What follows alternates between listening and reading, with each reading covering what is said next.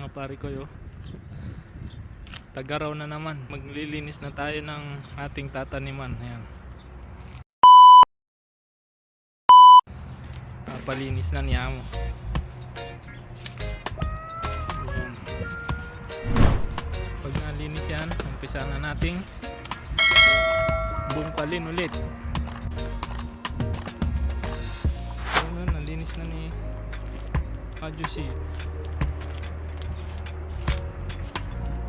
Naglilinis konti-konti na lang. Yung dulo na lang.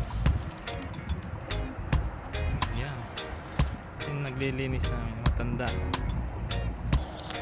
Bungkal na lang yan. Ang problema, kayang kaya na ni pare ko ito. Yan.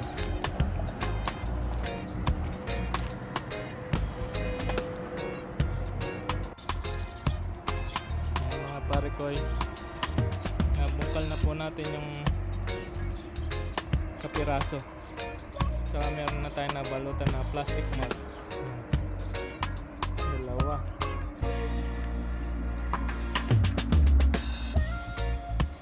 Nalagyan na rin po ng fertilizer yan pabaon.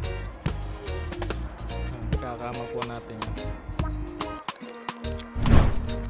Ayan mga pare ko, ganyan po tayo mag-ready ng plot or kama na pagtataniman ng bagong seedlings natin. Ayan. Bubungkalin po natin maigi. Tapos pipinuin.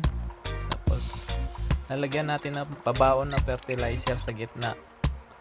Para pag nagtanim tayo ng mga seedlings, meron na siyang kakainin na nutrient paglaki nila. Ayan, nilagyan po natin ng abono.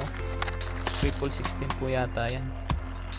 Tapos yan, compost. Lagyan din natin isang bag. Tapos yan, ikakama na po natin. Ayusin natin yung kama or bed. Ayan. Para maganda at mapino, madaling magtanim. Unti-unti. Konting tiyaga lang. Ayan, medyo mahirap po kasi yan. Medyo masakit sa baywang o sa likod. Lalo na manu-manong ganyan. Pero meron na rin pong makinarya na automatic. Ganyan na siya. So ayan, papatagin na po natin. Tagin maigi para patag yung plat natin at magandang tignan pag nagtanim. So, ayan, pagkatapos po nyan, tatakpan na po natin ng plastic mulch. Yan po ang plastic mulch, kulay itim. Yung plastic mulch po, marami pong klase. May yellow, may silver yan, pero yan po itim ang ginagamit dito. Ayan. Tapos lalagyan natin ng lupa sa gilid para hindi hanginin or liparin yung plastic natin. Ikukan natin ng maayos, tatakpan. Yan. So yan po ang finished product ng ating bed or plot na tataniman.